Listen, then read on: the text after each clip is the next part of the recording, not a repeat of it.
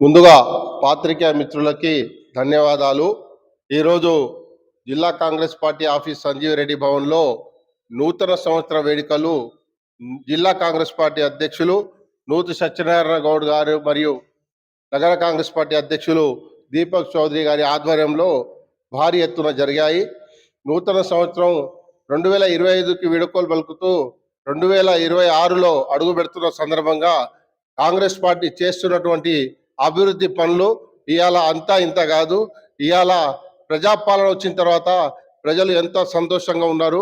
సన్న బియ్యం అయితే ఏంది, ఉచిత బస్ అయితే ఏంది, ఉచిత కరెంట్ అయితే ఏమి, రైతులకి బోనస్ అయితే ఏమి, రుణమాఫీ అయితే ఏంది, ప్రతిదీ ఇవాళ ఉద్యోగాలు 60-70 వేల ఉద్యోగాలు ఇవ్వటం జరిగింది.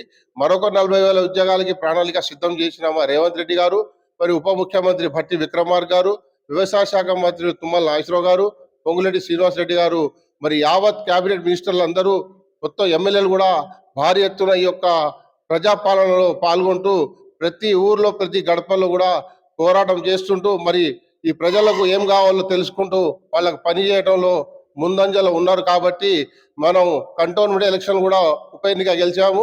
మొన్న జూబ్లీ హిల్స్ ఎలక్షన్ కూడా భారీ ఎత్తున గెలిచాము. మళ్ళీ సర్పంచ్ ఎలక్షన్లు కూడా దాదాపు 80% గెలిచాము. రానున్న రోజుల్లో కూడా జెడ్పీటీసీ, ఎంపీటీసీ, ఎంపీపీ ఏదైతే అవన్నీ కూడా 100% కైవసం చేసుకుంటాం.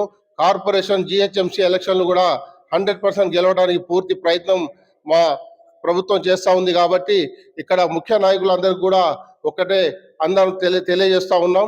ఈరోజు కార్యక్రమాలు జిల్లా ఆఫీస్లో నూతన సంవత్సరం వేడుకలు జరగటం ఎంతో సంతోషంగా భావిస్తూ, మరియు రానున్న రోజుల్లో కూడా ఇలాంటి ఎన్నో నూతన సంవత్సరాలు జరుపుకొని మన అందరం కూడా మీడియా వారు కానీ, ఇక్కడ ఉన్న ప్రెస్ వారు కానీ చాలా మంది కూడా ఇక్కడ వచ్చి ఈ యొక్క కార్యక్రమం చేశారు.